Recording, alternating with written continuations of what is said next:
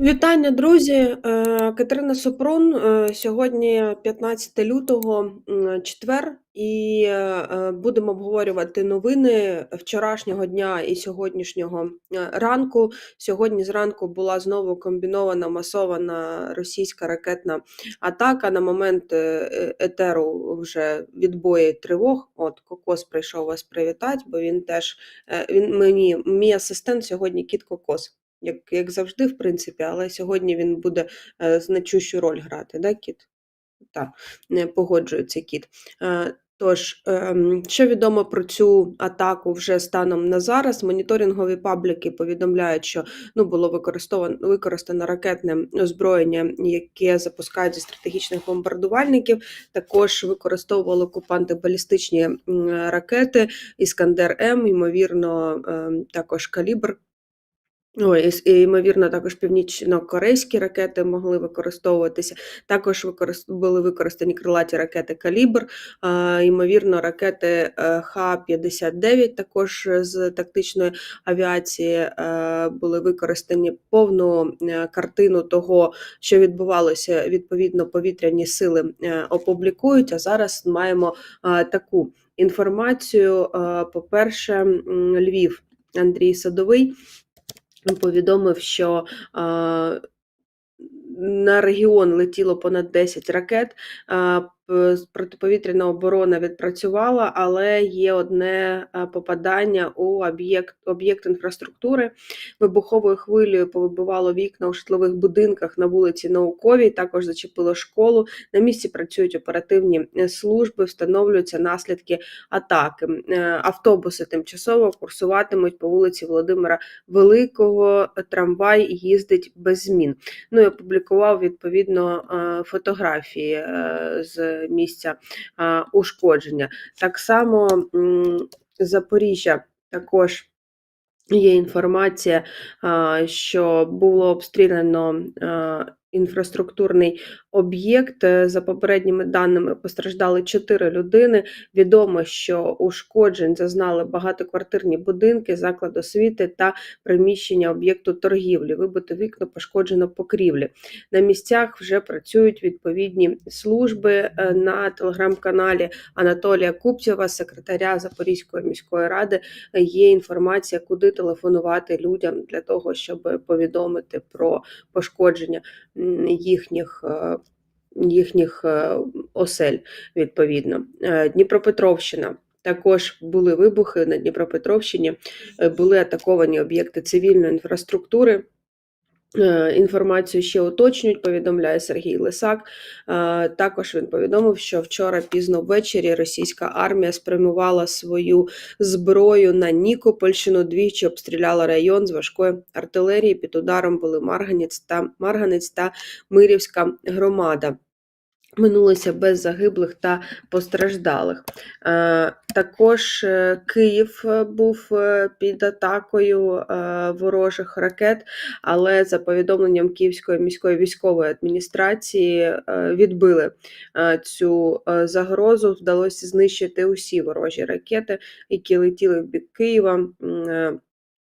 Відповідно, точну кількість буде повідомлено вже в повітряних силах безпосередньо. Далі, Хмельниччина, там також є ушкодження цивільної інфраструктури, працюють відповідні служби, досить стримане повідомлення, тому наразі невідомо, яка саме ситуація. Також Полтавщина, вночі атакували регіон, є влучання в складське приміщення в Миргородському районі. Це спричинило пожежу на площі 100 метрів квадратних. На щастя, обійшлося без жертв та постраждалих. Загалом можна сказати, що якщо дійсно немає треба правильно сформулювати. Якщо насправді мінімальні ушкодження об'єктів інфраструктурних, про які повідомляється, і дійсно мало постраждалих, то відпрацювали максимально якісно сили протиповітряної оборони, відбиваючи цю атаку. Ще є оновлення по Львову. Інформація є, що постраждало 2 людини, чоловік та жінка, які живуть в будинку на вулиці Науковій. У них різні ушкодження, допомогу їм надали на місці. Зафіксували влучання в об'єкт інфраструктури, там триває пожежа. У 16 житлових будинках на Науковій вибуховою хвилею вибило частину вікон. Пошкоджені машини, які були припарковані поруч. Зараз на місці працюють відповідні служби. Тож будемо чекати оновлення інформації по всіх цих об'єктах, і так само інформації від повітряних сил чекаємо, щоб повну картину того, як ця атака була здійснена, тому що повну картину мають тільки повітряні сили. Відповідно, ще одна статистика – це втрати противника станом на сьогоднішній ранок, на 15 лютого. Що ми маємо? Окупанти втратили 950 осіб, і це 399 090 окупантів, знищених з початку повномасштабного вторгнення, з 24 лютого 2022 року. Майже 500 000 людей за 2 роки. Мінус 9 танків, мінус 47 бойових броньованих машин, це вже понад 12 000, мінус 54 артилерійських системи, тут 9620, це вже майже 10 000, мінус 33 безпілотники оперативно-тактичного рівня, мінус 1 корабель, Цезарь Куніков, мінус 22 одиниці автомобільної техніки та цистерн з паливно-мастильними матеріалами і мінус 1 одиниця спеціальної техніки. Такі втрати окупантів за повідомленням Генерального штабу, вони орієнтовні, зрозуміло, того, що само собою неможливо достеменно підрахувати кількість оцих втрат, але менше з тим. Є ще такий ресурс, як Орікс, який за об'єктивними даними підтверджує, і от десь посередині і є та сама кількість втраченої росіянами техніки. Але загалом з того, що говориться, ми про це вже говорили, але нічого, можна повторитися, плюс-мінус дані Генштабу відповідають дійсності. Так що не забувайте підтримувати наших військових, це необхідно, важливо, і без цього нам не вистояти, без нашого війська. Тому от у нас є збір наш ЗСУ «Новий світ 2006». Це збір на 300 000 гривень на допомогу Збройним силам, але кожен донат в 100 гривень і кратний 100 гривням, тобто 200, 300, 400 і так далі, буде розіграно пляшку ігристого «Новий світ» врожаю 2006 року, яка була в продажі в 2009 році. Тому закидуйте грошей на Збройні сили, буде розіграна ця пляшка, її на аукціон виставив наш глядач з Рівненщини. І, відповідно, буде розіграна вона тоді, коли сума збереться. Тож, така історія. Ще є такий розіграш F-16 модельки, яку зібрав Роман і розфарбував. І тут уже буде розіграно серед тих, хто закине донат на наш проєкт, і ми вам будемо дуже вдячні за цю підтримку. А тут же ж теж не просто так, значить...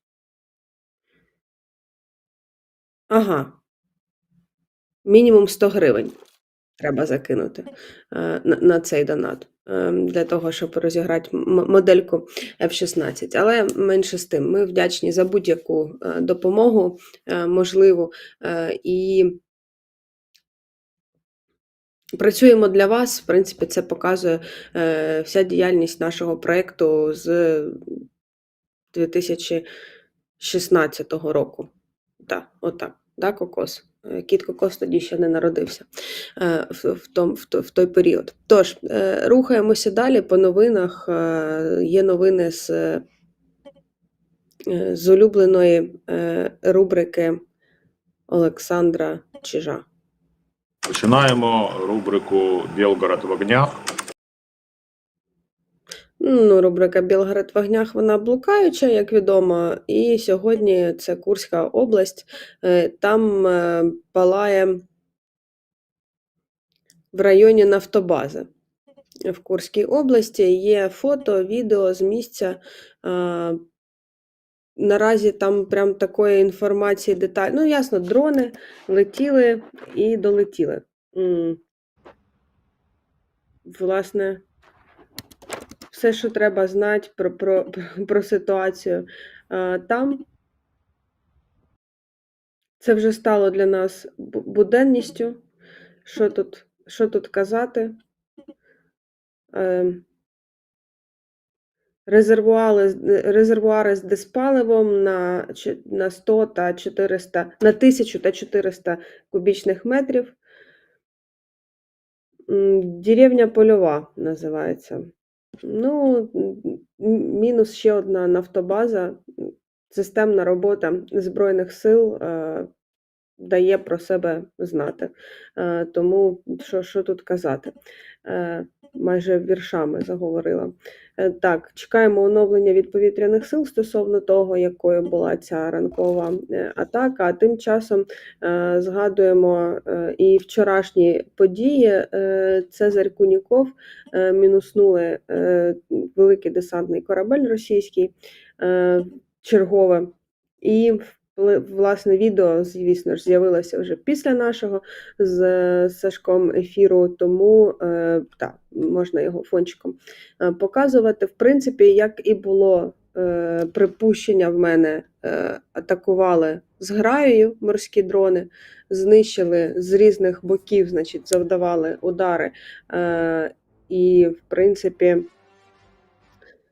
вже маючи досвід потоплення Івановця, показали, як це можна зробити з більшим кораблем, з великим десантним кораблем. Причому завжди є дрон, який знімає додатково відео, за що окрема подяка групі 13 Головного управління розвідки. При тому, що, ймовірно, значна частина команди також була якраз на кораблі і, ймовірно, понесені втрати значні. Значить, корабель цей, як і інші великі десантні кораблі в Чорноморському флоті, виконував логістичну функцію. Є інформація, що він якраз був навантажений, тобто вичекали моменту, коли він максимально був навантажений, щоб задати максимум ураження. Ну, да, потужно вибухає. Потужно він вибухає. І є відео ще, ну, я думаю, що вже вчора надивилися це відео, але бачите, тактика зграї застосовується. Рій морських дронів нападає на корабель, відповідно, складніше відбивати таку атаку, я так розумію, тому що коли з багатьох, немає в них ресурсу на це, коли з різних боків це відбувається, і результативність ураження, відповідно, теж. Івановець потонув, і цей теж, відповідно, все. Цезарь Куніков. Ну, хоча видно на відео, що ведуть вогонь окупанти по безекіпажних катерах, але зрозуміло, що якщо навіть якісь будуть уражені, то інші зможуть довиконати відповідне завдання і знищити ворожу ціль. От, є перехоплення також, ну зараз ми додивимося до кінця, не додивились, ну ладно. Є перехоплення також, яке Головне управління розвідки опублікувало, там, де, в принципі, підтверджується результативність атаки цієї.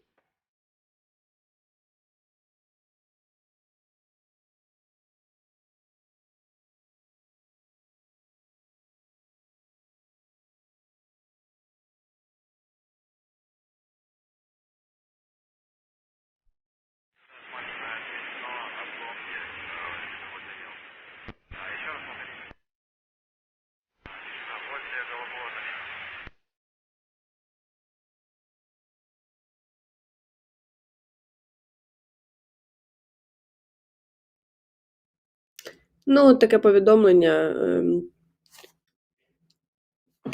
перепрошую, вибачте. Таке от повідомлення від Головного управління розвідки. Чекаємо відповідно на продовження цього кораблециду, кораблів Чорноморського флоту Російської Федерації. Далі слухаємо вечірнє звернення Зеленського. Дорогі українці, українки, підсумки цього дня. Перше, дякую Збройним силам України, дякую воїнам ГУР, групі 13, 9-го департаменту. Сьогодні додалось ще безпеки у Чорному морі. І ще мотивації нашим людям. І це важливо.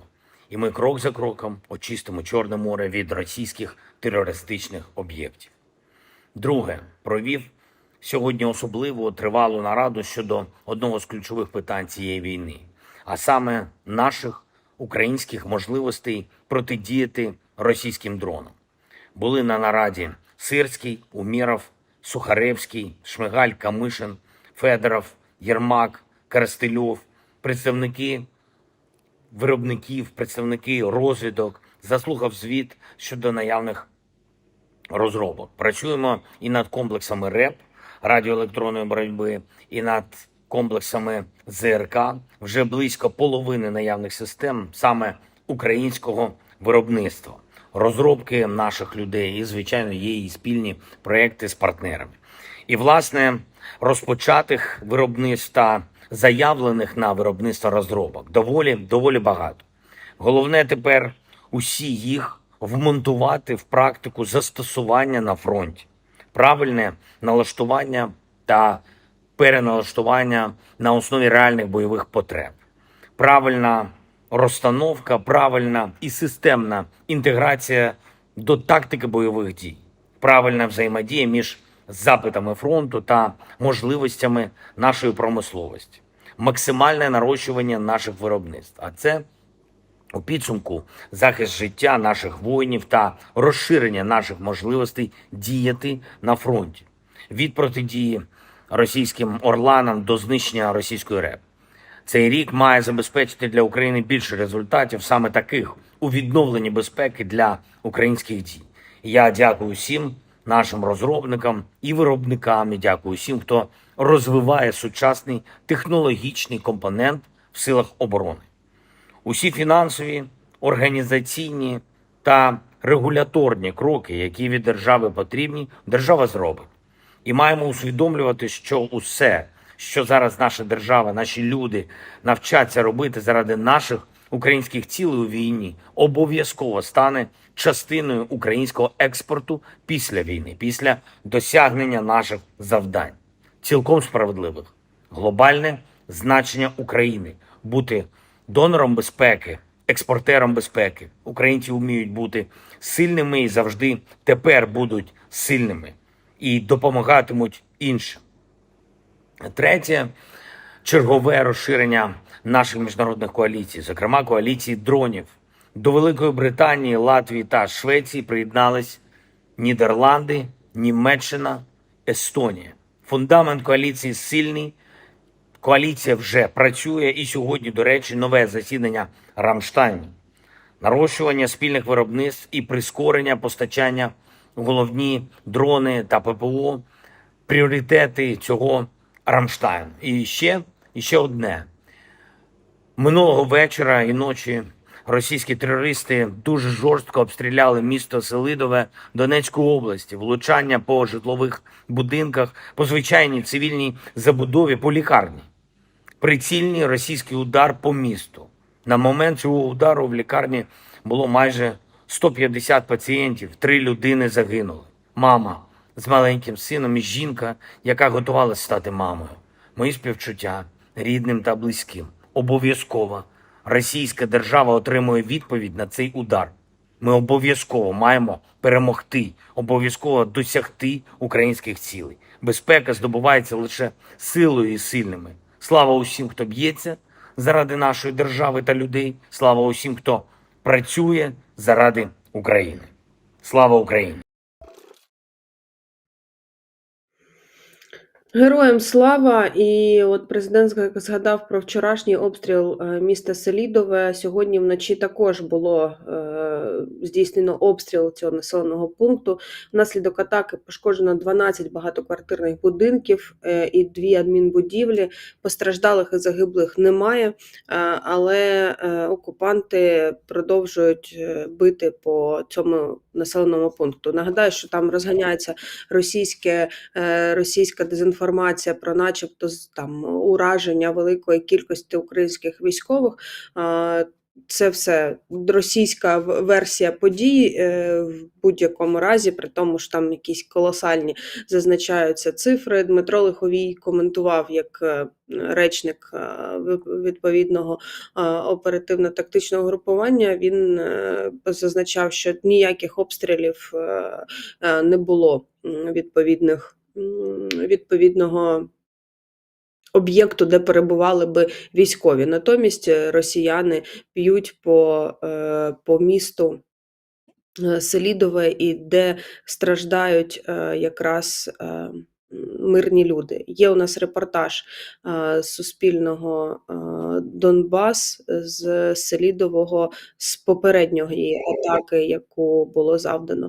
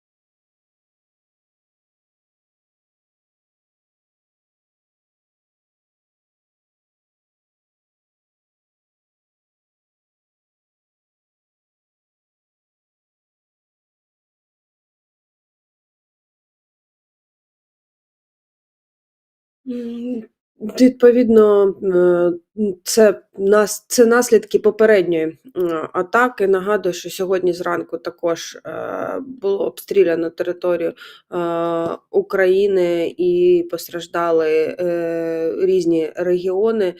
До речі, є от інформація по Львову, що троє людей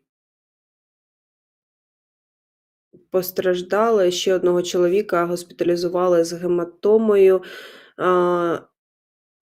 Це також мешканець одного з будинків, які постраждали від вибухової хвилі. Нагадаю, що внаслідок ранкової атаки по Львову було пошкоджено об'єкт інфраструктури і, відповідно, будинки, які поруч, там вилетіли вікна, постраждали будинки, які поруч, і є 3 постраждалих людей.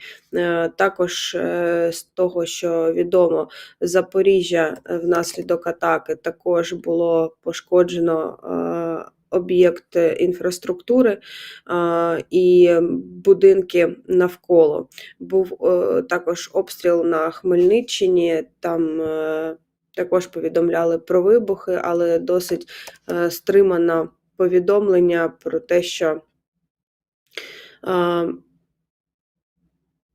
ушкоджено об'єкт є ушкодження цивільних об'єктів, постраждалих не було. Це на 7:50 повідомлення. Відповідно, таке досить стримане повідомлення. І Миргородський район, там також внаслідок влучання була пожежа і горів складське приміщення горіло. Так, трошечки тут зайшла в чат.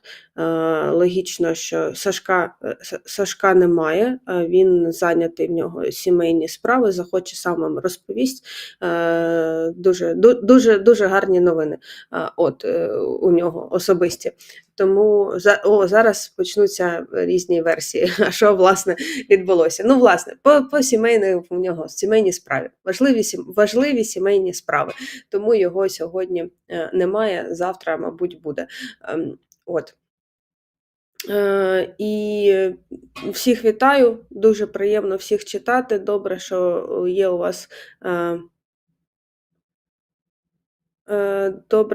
у вас можливість нас дивитися і коментувати.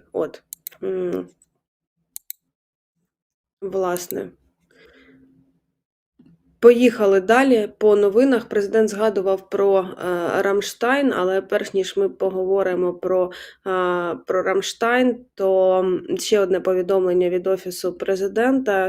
Вчора Зеленський провів нараду з урядом і з військовими щодо того, як протидіяти ворожим дронам. Орлан, це цитую, Орлан або зала над лінією фронту – це очі для російської артилерії та ударних БПЛА. В Україні є рішення, як їх осліпити. Треба впроваджувати системний підхід від ідентифікації до ефективного застосування РЕП і засобів враження. Дав доручення створити комплексну систему, яка поєднала б армію та промисловість, щоб виробники точно знали потреби фронту, а армія – виробничі можливості по всіх регіонах. Фронт потребує швидкої реакції на виклики та загрози. Ми повинні зробити все, щоб захистити найголовніше, що в нас є на полі бою – життя наших воїнів. Тут, власне, не посперечаєшся з тим, про що президент говорить, але це... Так, от не придумуйте, будь ласка, того, чого не треба придумувати в коментарях. Сашко сам розкаже, бо ви там вже понаписували, вообще не те, про що йдеться. Значить, я відволіклася. Сама наговорила, сама відволіклася, ну, ясно. Сашко, пробач, вже як є. Значить, стосовно цих рішень для фронту, насправді не так багато виробників, які можуть забезпечити відповідні рішення, це перше. А друге, що важливо, що розробити ці рішення – це також досить складно. Це складна апаратура, складна технологія, яка потребує значного внеску саме головою. І є речі, які треба роками розробляти для того, щоб вони дійсно спрацювали. Чи можливо було це зробити раніше? Мабуть, що ні, тому що такий рівень загроз, ніхто з ним не стикався. Така кількість безпілотників на фронті мало яка армія бачила,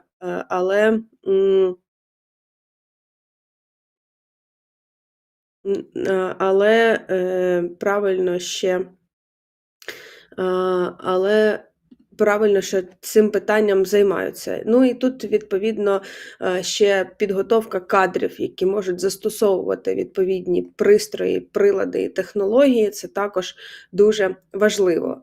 Просто за такими нарадами мають бути якісь фактичні рішення, але це настільки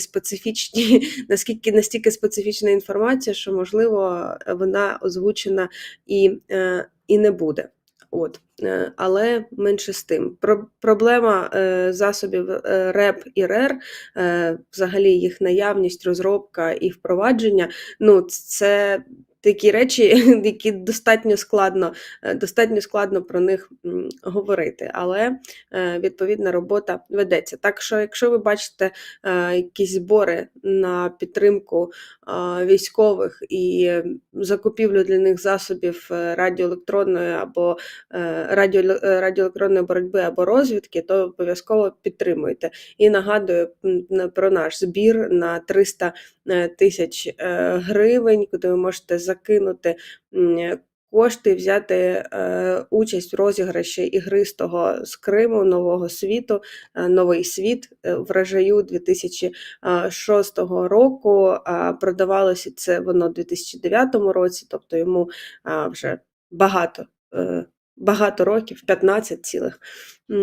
І це буде брати в розіграш будь-який донейт в 100 гривень і кратний 100 гривням, відповідно, і більше, але розіграш відбудеться тоді, коли буде повністю зібрано суму. Лот виставив наш глядач з Рівного. От така інформація. Тож, президент згадував про Рамштайн. Вчора ввечері Рустем Умєров, міністр оборони, також повідомив про результати 19-го засідання Рамштайну. Що сказав Рустем Умєров? Він сказав, що перевели перемовини в рамках коаліції спроможностей, це маються на увазі різні типи озброєння. Стосовно протиповітряної оборони, посилюється протиповітряна оборона системами і ракетами до них. Офіційно почала роботу коаліція інтегрованої протиповітряної та протиракетної оборони. 15 країн приєдналися, Німеччина, Франція та США є лідерами. Артилерійські системи і снаряди на порядку денному, зокрема спільне виробництво, працюємо над цим, вже є результати, написав Рустем Умєров. F-16 йдемо за графіком у рамках всіх домовленостей із партнерами. Дрони буде більше, посилюємо взаємодію з партнерами в питанні безпілотних систем. Сьогодні офіційно запустили роботу коаліції дронів, вже 8 країн приєдналися: Швеція, Британія, Данія, Німеччина, Литва, Естонія, Нідерланди, Латвія. Вдячний Латвії за лідерство. Розмінування. 20 країн офіційно приєдналися, вдячний Литві за лідерство. Зокрема, подяка Сполученим Штатам та міністру Ллойду Остіну, який головував на засіданні. Підтримка партнерів є, працюємо, щоб вибити росіян з наших територій, як на землі, так і в морі, і на небі, повідомив Рустем Умєров. Власне, є там окремі новини стосовно допомоги Україні. Зокрема, міністр оборони Німеччини повідомив, що Німеччина планує збільшити в 3-4 рази постачання артилерійських боєприпасів в Україну. Це планує збільшити, це добре, але ж тут знову ж таки все впирається в можливості оборонно-промислового комплексу. Відповідно, така заява свідчить про те, що Німеччина змогла наростити виробництво боєприпасів для того, щоб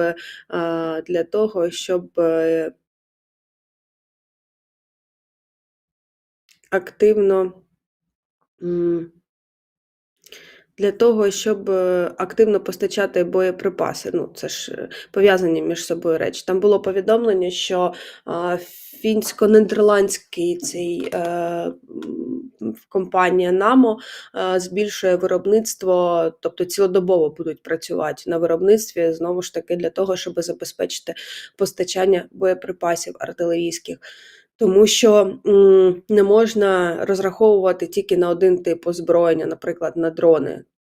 Потрібно все, тому що це різна дальність ураження, різна сила ураження і так далі. Ми вже про це неодноразово говорили. Звісно, дрони нам потрібні. Дрони – це те, що ми можемо тут і зараз застосовувати проти нашого ворога, але зробити ставку лише на них не найкраща ідея, і про це, в принципі, багато аналітиків говорить. Це не те, щоб я тут транслюю якісь свої думки.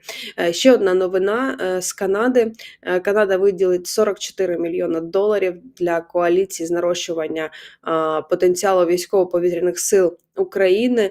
Міністр національної оборони Канади зазначив, що ці кошти допоможуть придбати матеріали та обладнання для F-16, запасні частини, бойові модулі, авіоніку, боєприпаси. Але, крім того, ще є ж необхідність і облаштування інфраструктури на землі для захисту F-16. Обслуговування – це зрозуміло, але ж ще зрозуміло також, що ці літаки будуть головною мішенню для ворога під час ракетних атак, зокрема.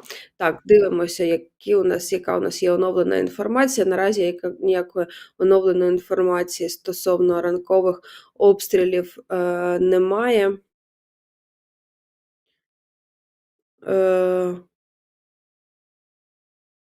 Так, ось з'явилася інформація, що є 5 пошкоджених будинків в Бучі внаслідок атаки. ППО, відповідно, працювала в Київській області, і тому є пошкоджені приватні будинки. Під час падіння уламків вибиті вікна, пошкоджений дах. Найголовніше, обійшлося без жертв, повідомив міський голова Бучі. Угу. Але так загалом відомо, що цивільна інфраструктура постраждала на Дніпропетровщині, постраждала також в Запоріжжі, у Львові, на Полтавщині, в Миргородському районі. Відповідно, було ушкоджено складське приміщення. Є у нас відео з міським головою Бучі, власне, про ситуацію в місті в нас після пошкодження внаслідок падіння уламків. Доброго ранку, шановна громада. Російський агресор продовжує бити по наших мирних населених пунктах, по наших містах, селищах, селах. Не є виключенням і сьогоднішній ранок. Обстріляний житловий мікрорайон, пошкоджено біля 5 житлових будинків. Оперативно працюють всі компетентні служби. О 9 годині обов'язково кожну садибу відвідає наша комісія, яка працює над ушкодженнями, обраховує збитки і оперативно будемо намагатися надати допомогу кожному громадянину, помешкання якого зазнало руйнації. Тож тримаємося, віримо в ЗСУ, віримо в нашу перемогу.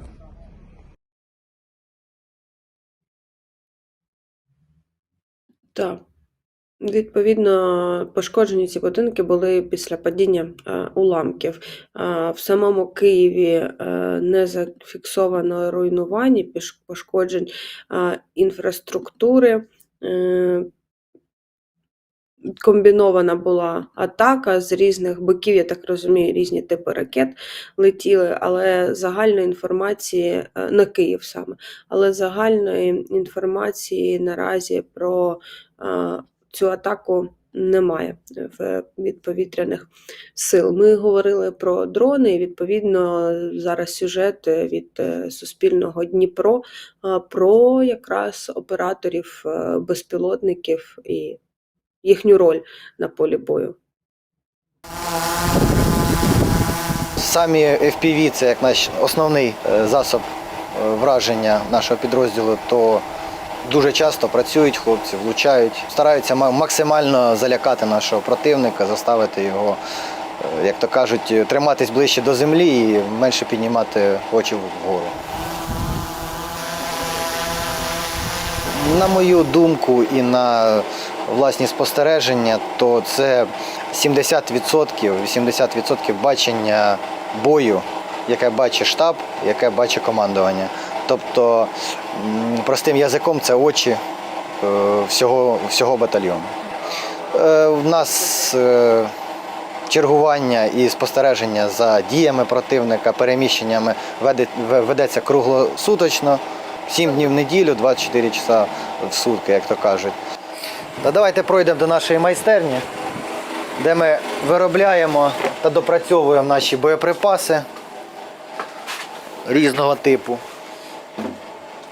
Ну, можете побачити, присилають нам шрапнель, вироблену на заводах для осколочних наших боєприпасів, скиди, які теж використовують, які скидують з мавіків на позиції противника.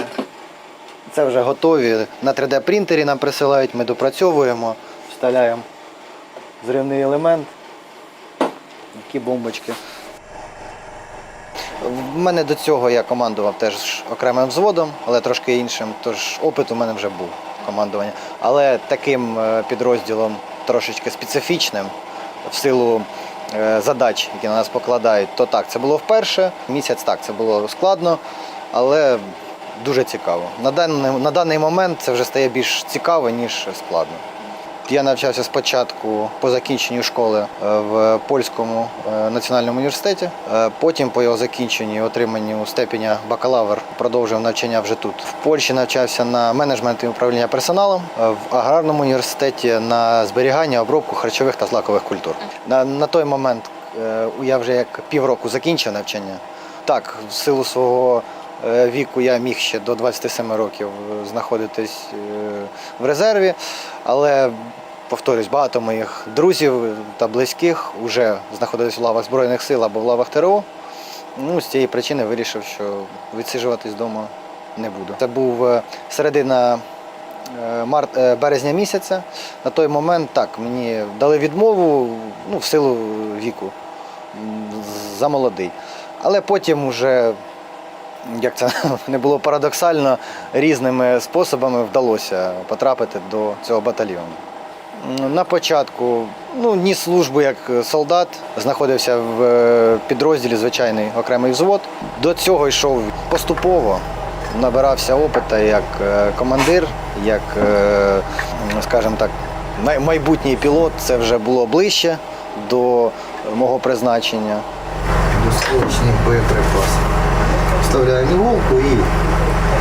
У нас був добрий старт від початку війни. Україна перша почала використовувати дрони-розвідники, коригувальники в нашій роботі, в роботі і FPV, і тих самих аеророзвідки. Це так, процес, який вони постійно в роботі, щось нове допрацьовують. Багато ж, розумієте, на місці війна не стоїть. Противник, на жаль, теж навчається, дуже швидко навчається. Найважливіше, що хлопці вражають, це на першу чергу це навіть не особовий склад противника, а техніка. Техніка в нас з останнього, що вразили мої хлопці, це і МТЛБ з десантом та піхотою всередині, також ворожий Урал грузовик. Перед цим теж наш дуже талановитий хлопець-пілот вразив БМП противника з десантом. Ми працюємо за спини. Ми знаходимося завжди трошки на якомусь віддаленні від переднього краю. Коли наші хлопці влучно відпрацьовують, наносять якісь важкі втрати противнику в техніці і проче, то тоді, звісно, противник починає лютувати. Нам постійно волонтери, небайдужі люди з Дніпра, з інших міст, з Івано-Франковська, ось остання передача дронів була нам. Розумієте, вони всі різні, різних фірм і в різних кількостях. Там, наприклад, 50, там 10. І ці 51 фірми з одними показниками, інші 10 з іншими. Хлопці починають переробляти, але не все можна переробити в наших умовах. В умовах майстерні або того ж самого нашого програмного, називаємо так, центру, де хлопці там програмують, доопрацьовують їх, перепаюють. Але працюємо, вчимося.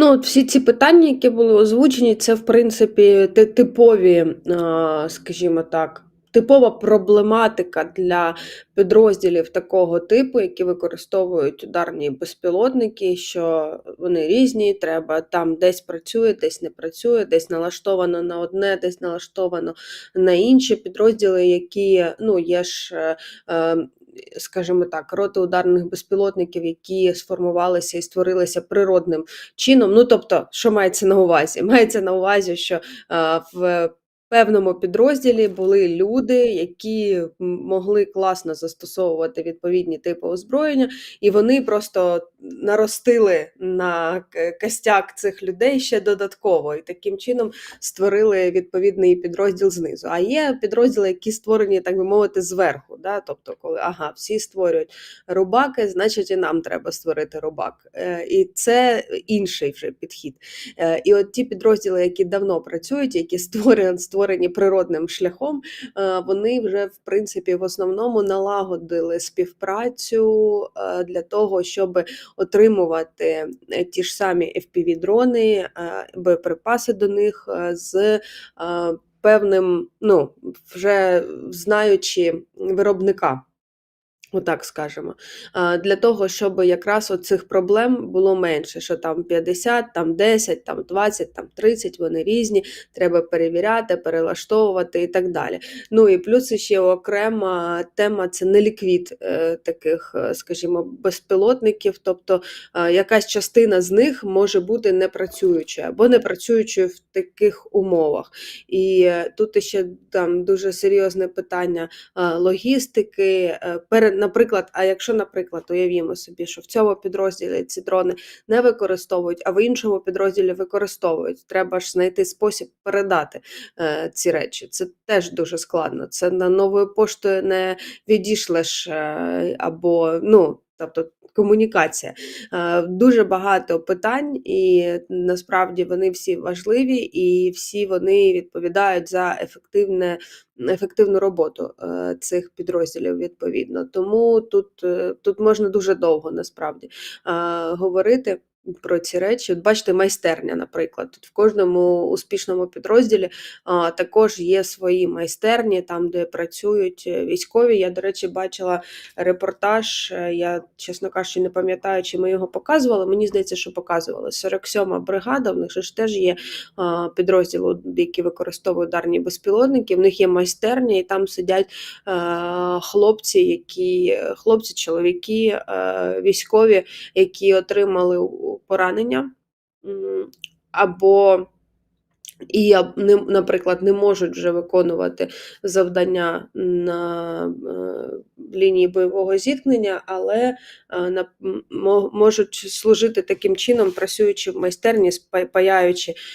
FPV-дрони. Або ті, хто відновлюються після поранення і хочуть там все одно працювати, вони теж, наприклад, таким чином реалізовуються.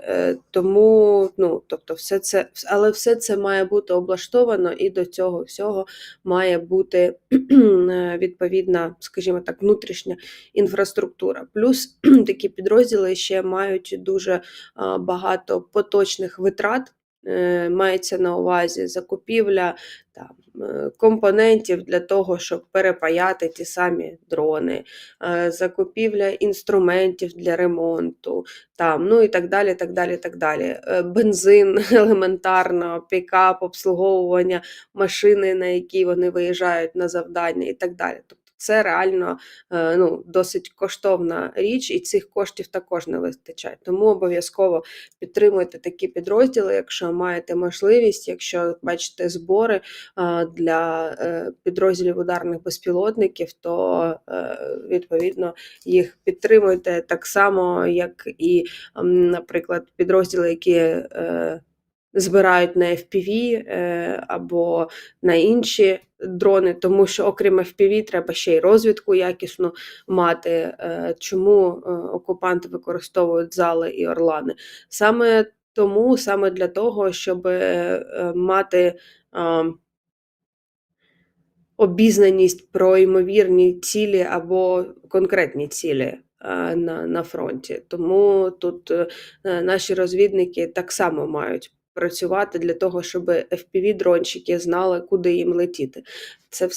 Це все важливо і досить важлива і складна структура. А якщо сюди ще РЕП і РЕР накласти, то це взагалі виходить не так вже все і просто. На пальцях не поясниш.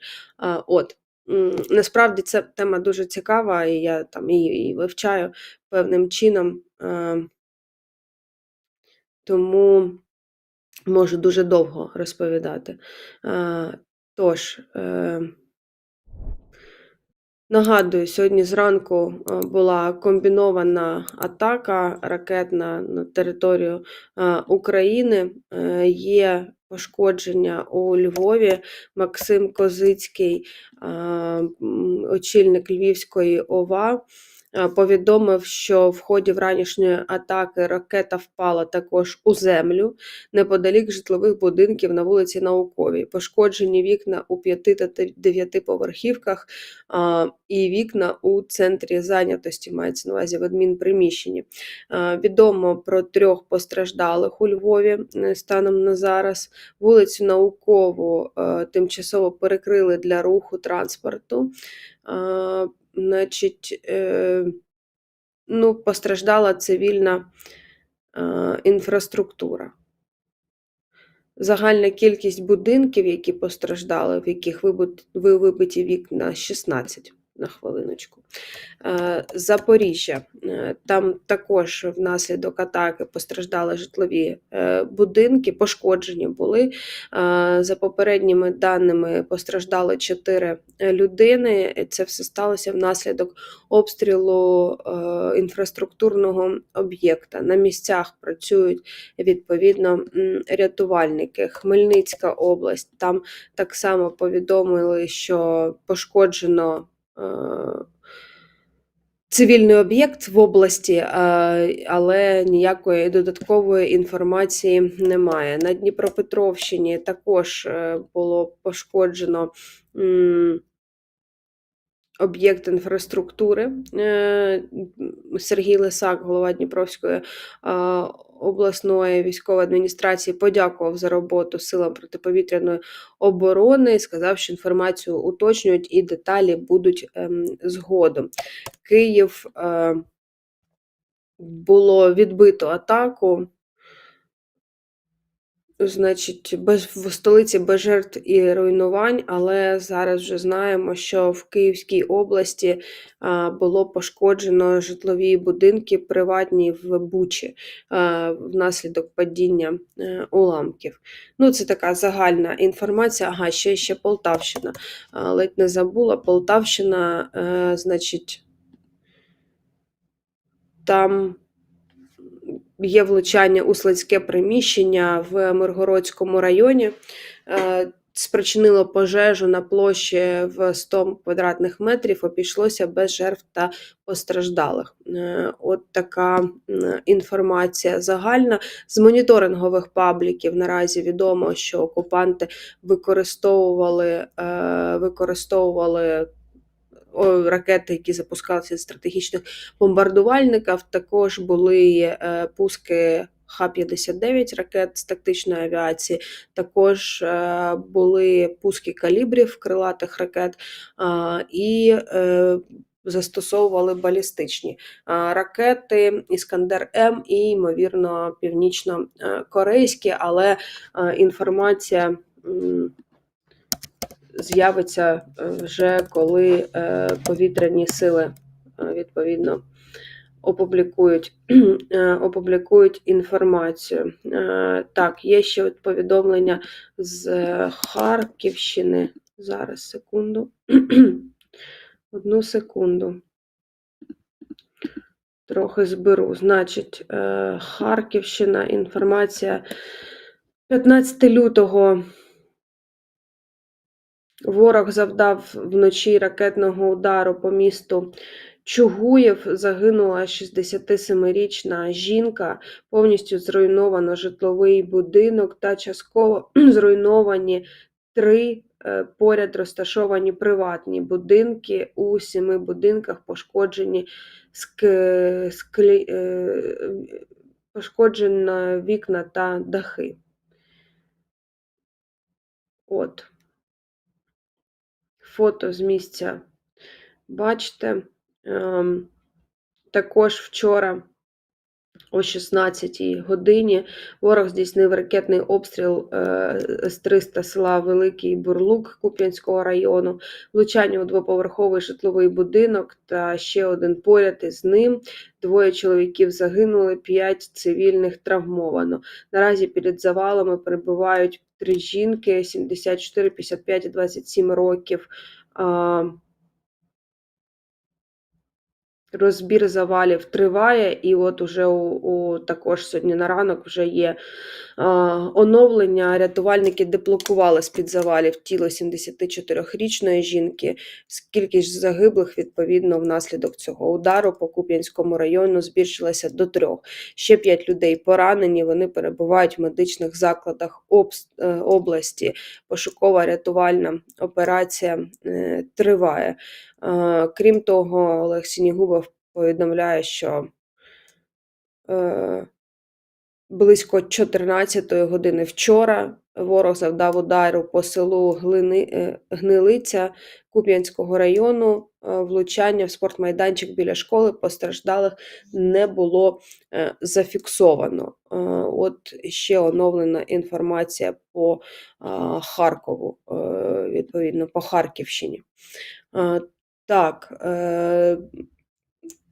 ще нагадаю, що сьогодні повідомили також про нову атаку на місто Селідове на Донбасі, яке було вчора вночі атаковано, і от сьогодні також було завдано удар, але інформації про постраждалих внаслідок сьогоднішнього удару немає. І підкреслю, що окупанти розповсюджують дезінформацію про начебто великі втрати України якраз внаслідок атаки на Селідово. Все це не підтверджується, але цивільні люди страждають, відповідно, внаслідок цих атак. 9 година, хвилина мовчання зараз за всіма нашими загиблими цивільними та військовими.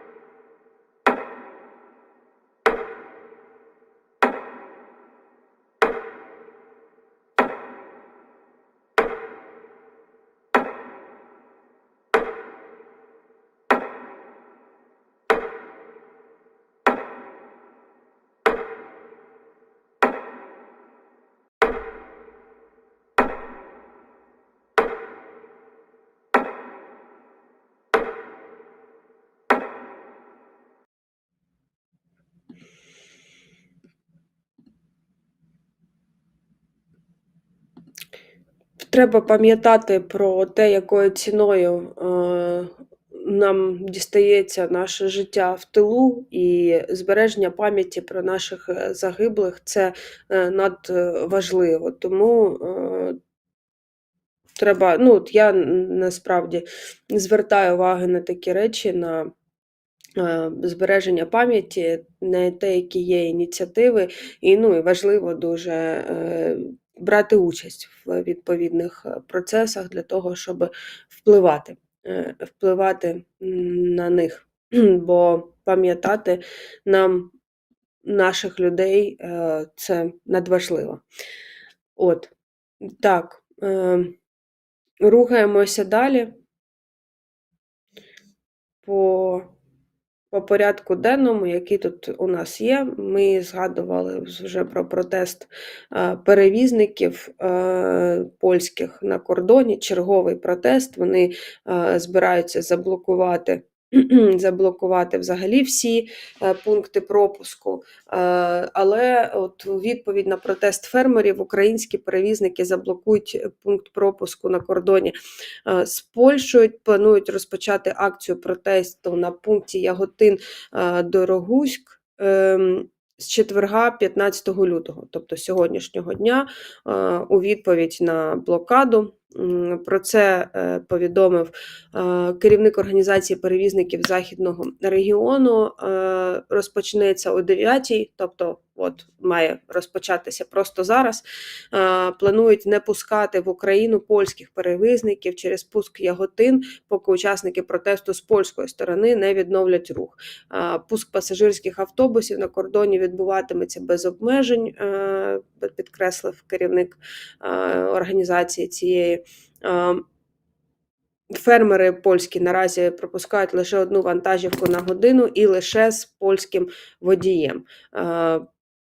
Відповідно, досить гостра ситуація.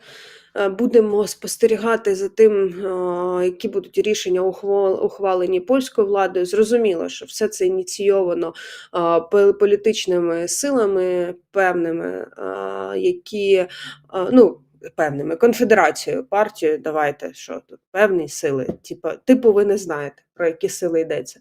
Значить, і, інспіровано, зрозуміло, з боку ворога. Вже там докази були, як пов'язана ця партія з росіянами, там антиукраїнські їхні всі заклики і гасла, все це зрозуміло і вже фіксувалося, але мінус демократичного суспільства, як завжди, в тому, що свобода слова дозволяє існувати таким маргіналам, в тому числі. Тож, на жаль, ця ситуація,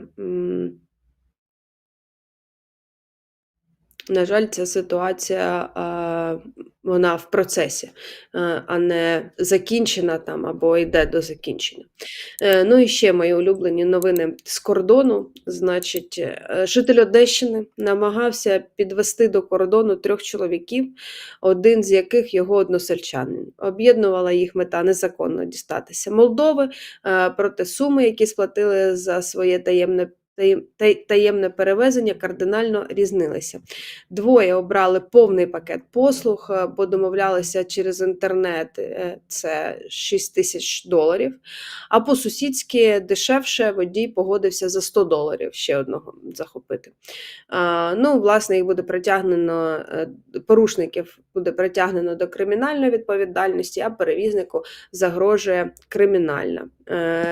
Решта осіб причетних до схеми з'ясовується.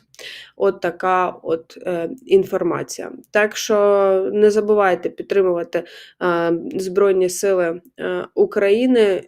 На жаль, треба витрачати час і на відлов таких порушників, але всі вони, я вже про це казала там напередодні в ефірах, все це частина нашої країни, всі ці люди живуть з нами в межах одних кордонів.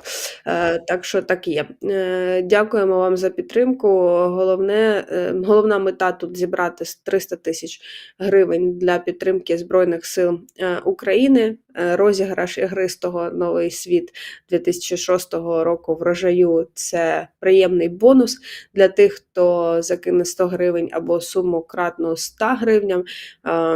Тож розіграш відбудеться тільки після того, як вся сума буде зібрана.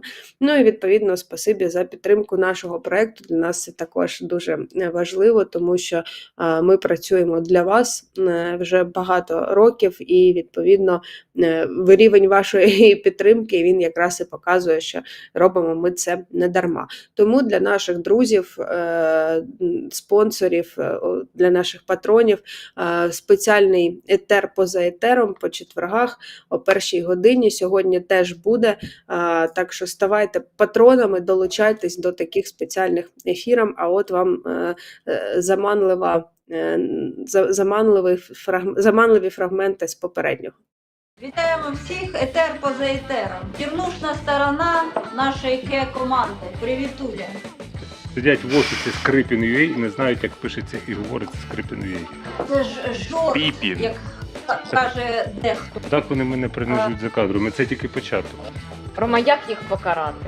Покарай, будь ласка, візьми батіг і покарай. Коли ти відкриєш свій секс-шоп, Я хочу стриптіз-клуб. У мене така невелика мрія. Щиросердечні зізнання в прямому етері. буде мережа, і стрип-клуб, і секс-шоп, Два в одному. Ну і кабінет стоматолога там. і гірок, півень, плуг, стручок, смичок, стебло, свердло, Це українська камасутра. Буде моя мама дивитися. розпусники. Мама, так і запишіть. Що, не в трендах селфі Фейсбука чи що? Де сокира? Манієчело. Це було 2 тижні тому. Я готувала лимонний тарт. Що у нас сьогодні в меню? Маска свині. Пора піранію годувати. Все, закінчили. Чекаємо на зустріч. Па-пам.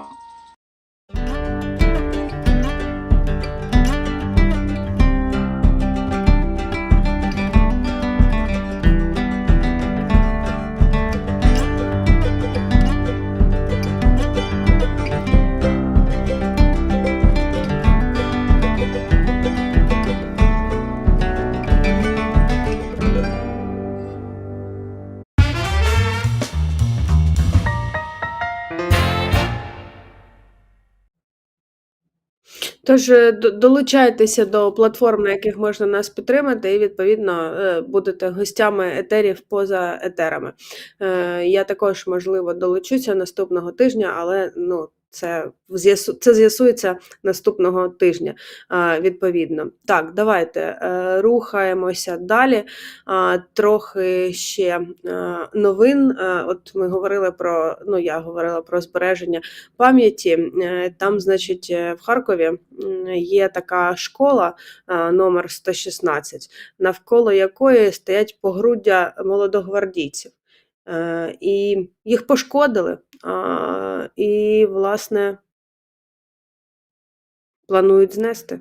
Сюжет Суспільне, Харків.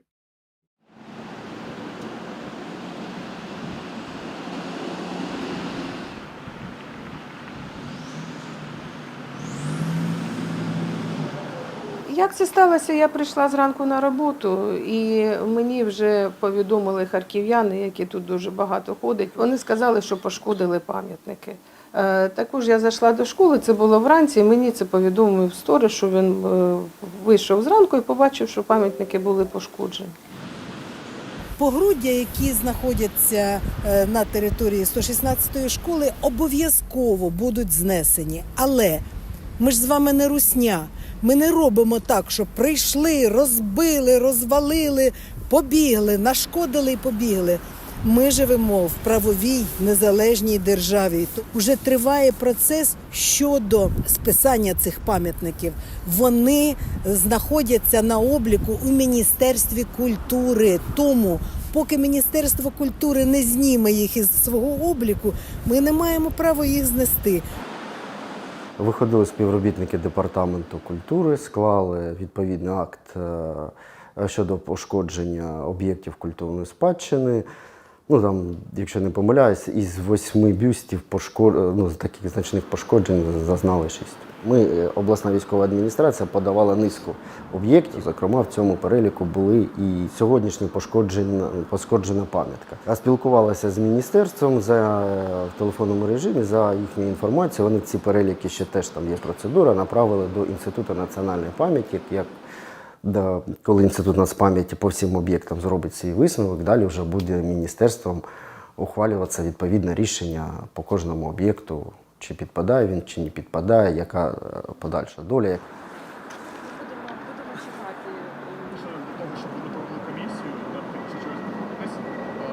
За радянських часів міф про молоду гвардію сприймався як доконаний історичний факт. Насправді ж достеменно невідомо, яка саме, чи взагалі існувала саме така підпільна молодіжна організація, чим вона конкретно займалася і так далі. Тобто ми маємо справу фактично з міфом який є складовою великого гранд-наративу про Велику Вітчизняну війну.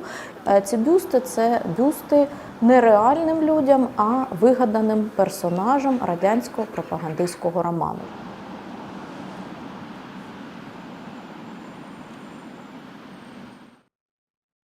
Ну, це все окей, але нам сказали в сюжеті, що треба висновок Інституту національної пам'яті для того, щоб їх прибрали. Так де висновок?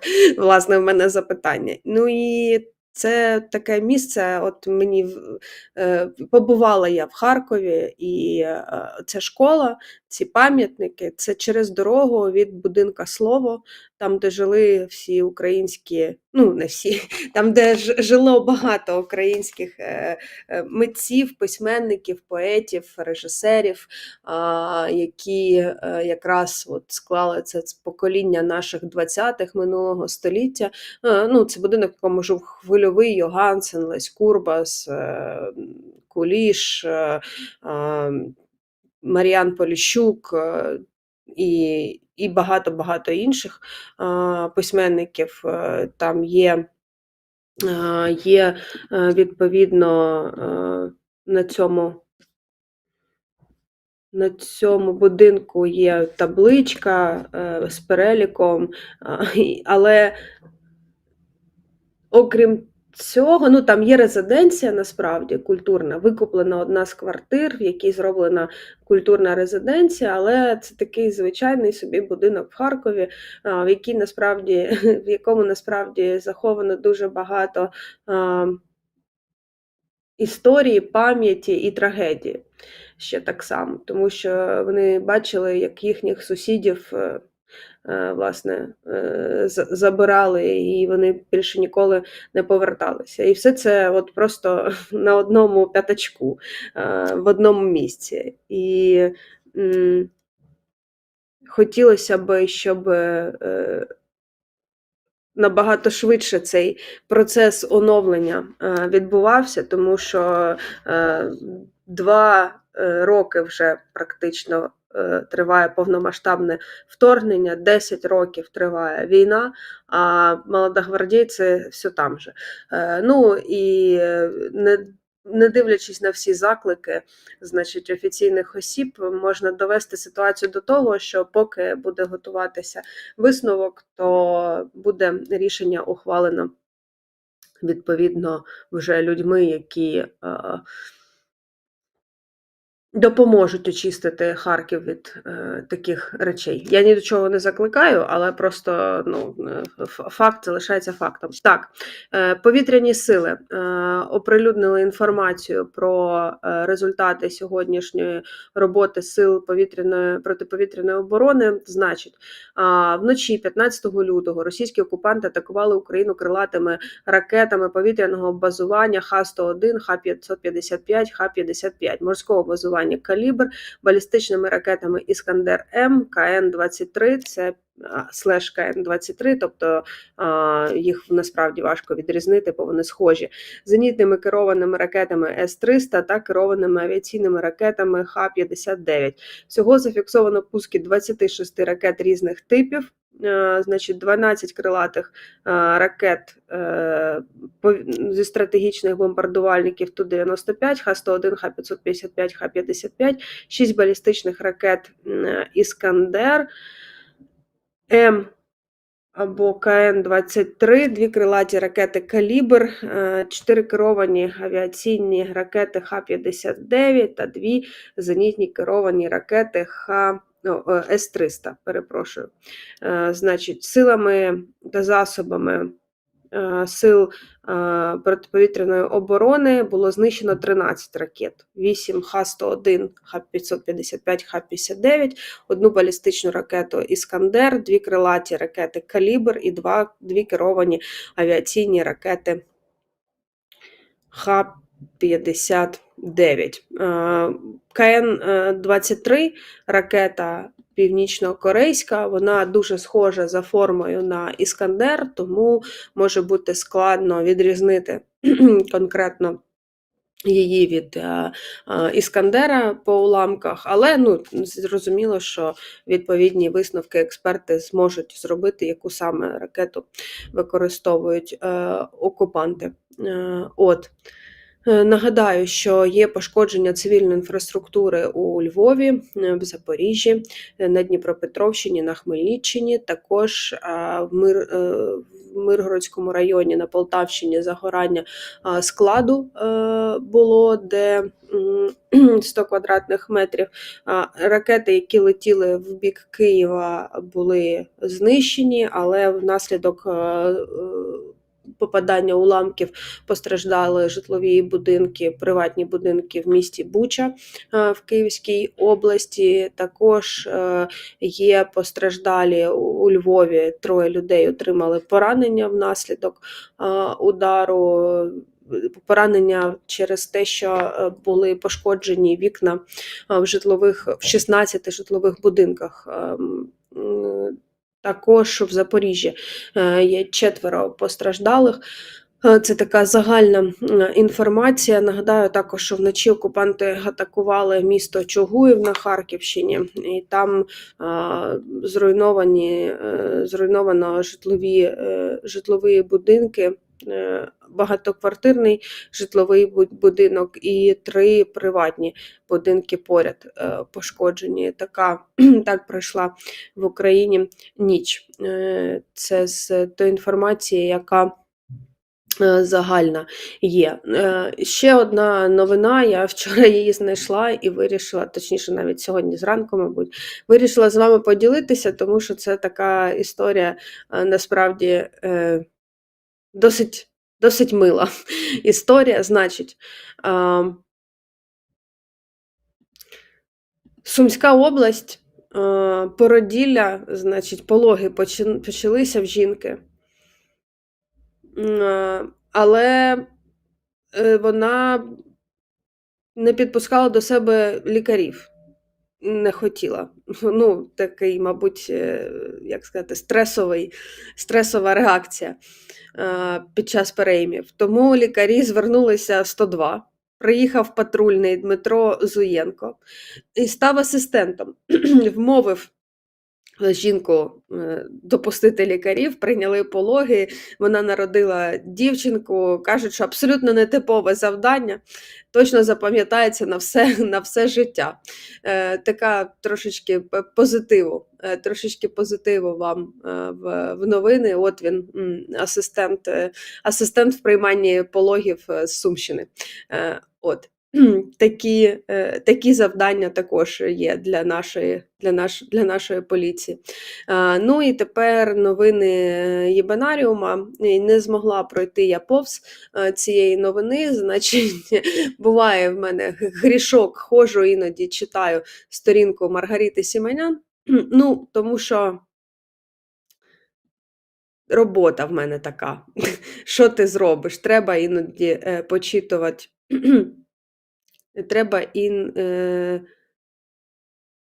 Треба іноді почитувати і росіян.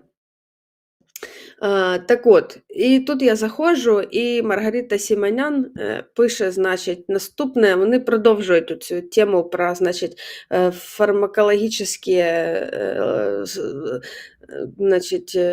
фармакологічний заговор Запада і уничтоження славянської раси, що там вони, це їхня бредятина. Значить, що вона пише? Що в підвалі ще однієї лікарні в Маріуполі були знайдені нові документи, які підтверджують, що західні фармкомпанії ставили експерименти над пацієнтами психіатричного відділення. Значить, кілька років тому, за словами Сіманян, випробовували ревматологічні лікарственні препарати. Значить, і, звісно ж, там Pfizer, AstraZeneca, Johnson & Johnson, Innovate Medicine, і, значить, Biopharmaceutical, і, коротше, всі відомі західні компанії, їм же просто немає де більше випробовувати свої ліки, як саме в маріупольських лікарнях. Значить, мене просто що здивувало, що в них досі ця тема заходить, що вони досі це експлуатують, але це росіяни, і зрозуміло, що тут, значить, складно пов'язати деякі речі, хоча коли я читаю про заговір, значить, демократів проти республіканців, в якому замішана Тейлор Свіфт і її хлопець, я теж плавлюсь. Мені простіше QAnon, походження там цієї конспірологічної теорії пояснити, а от про Тейлор Свіфт я не можу. Але воно в природі існує, і так само паралельно в природі існують психлікарні, в яких західні фармакологічні компанії випробовують, значить, ліки на пацієнтах. От, будь ласка, і росіяни це знаходять. Просто, що я ділюся з вами, от просто живіть з цим, щоб не тільки я з цим жила, щоб ви теж. І почитайте ще про Тейлор Свіфт, демократів, республіканців. Чесно, я от взагалі не розумію, як можна як це може вплинути на результати виборів, але це вже мої проблеми. Можливо, вам, відповідно, стане зрозумілішим. І от вчора ми, до речі, показували картину Айвазовського «Місячна ніч», яку росіяни викрали і тепер намагаються виставити на аукціон. Є інформація, відповідно, загальна про пошкоджені об'єкти культурні в Україні. Значить, понад 340 об'єктів пошкоджені, про це повідомляють з питань культури, ЮНЕСКО, відповідно, повідомляє про 341 об'єкт. І відновлювати їх потрібно впродовж десятиліття, і треба буде для цього, для культурних об'єктів, $9 мільярдів. І все це наслідки російської агресії. І це до того, що вони продовжують все це красти і тупо красти і руйнувати. Що казати? Не вистачає насправді слів для того, щоб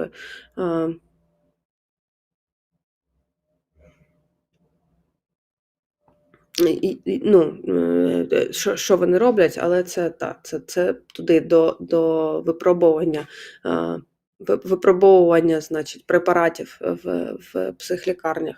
І наостанок, звісно ж, куди ж без домашніх улюбленців нашим, яким також треба допомога.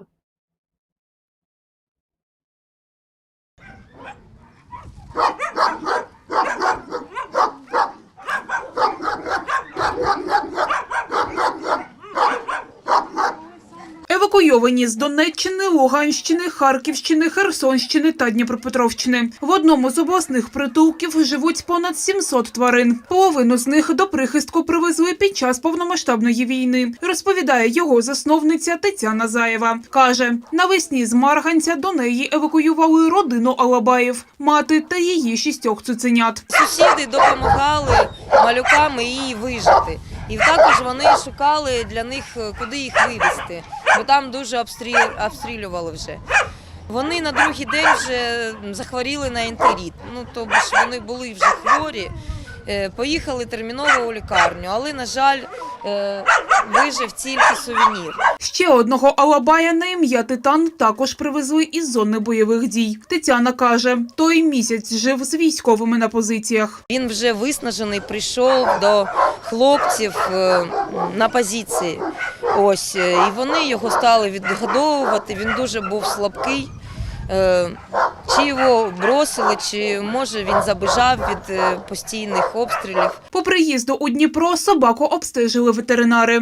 Висновок – онкологія, розповідає Тетяна. Попри щоденне лікування, каже, Титан не вижив. І по всьому тілу вже були метастази, пухлини. Ми тримали його до останнього, він помер в мене на руках. Це дуже тяжко, особливо якщо це дуже розумна, велика тварина. Онкологічні захворювання у тварин можуть виникати через стрес, каже Тетяна. Розповідає, більшість з них потрапляє до притулку хворими та наляканими. Цих 2 собак із зон бойових дій до притулку евакуював військовий. Тетяна каже, той регулярно вивозить тварин з-під обстрілів на власній автівці. Вони так раніше себе не поводили. Вони прятались у куті в дальньому і сиділи. До їжі вони підходили тільки тоді, коли людина відходила вже. Цей собака на ім'я Грей раніше вже мешкав у цьому притулку, розповідає Тетяна. Каже, тоді до прихистку приїхав військовий та забрав його на позиції, далекі від лінії фронту. Втім, за 2 місяці чоловікові довелося повернути собаку назад. Він бешкетник. То, що він порвав багато речей того хлопця, це одне, але останнє, що стало останньою крапкою, він важливі документи розірвав. І командир сказав, що не можна вже утримувати його. Тетяна розповідає, військовий тренував Грея. До притулку той повернувся без зооагресії та вмів ходити на повідку. Тетяна каже, аби собаці було тепліше, військовий залишив йому свою кофту. Він нервував, він перші 2 дні зовсім не хотів їсти. Він нервував, постійно гавкав. Хлопець, навіть були сльози в нього на очах, бо він зовсім не хотів з ним розлучуватися. Він сказав, що це моя родина. Чоловік обіцяв забрати Грея додому, як тільки повернеться з фронту, розповідає Тетяна. Каже, останнім часом собак та котів полишають частіше, тож вона не встигає будувати для них нові вольєри. Тетяна додає, наразі притулок переповнений, тож тваринам шукають нові домівки. Олеся Приходько, Олександр Шалдибін, Суспільне новини, Дніпро.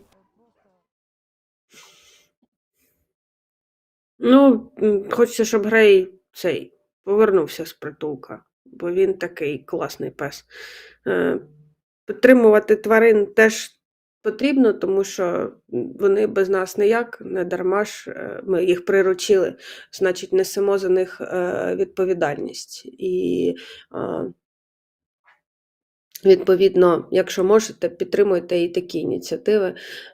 До речі, тут по Києву звернула увагу, там з'явилися ці білборди про те, що тварини – це не подарунок, і це також дуже важливий меседж, тому що тварини – це велика відповідальність, це турбота, а не іграшка. Тому будьте свідомими, будьте котиками, зайчиками, лисичками, ким захочете, ким вам зручно, будьте відповідальними, обережними, бережіть себе, підтримуйте наше військо, підтримуйте один одному. Дякую, що дивилися, і побачимось в наступних відео. Пока!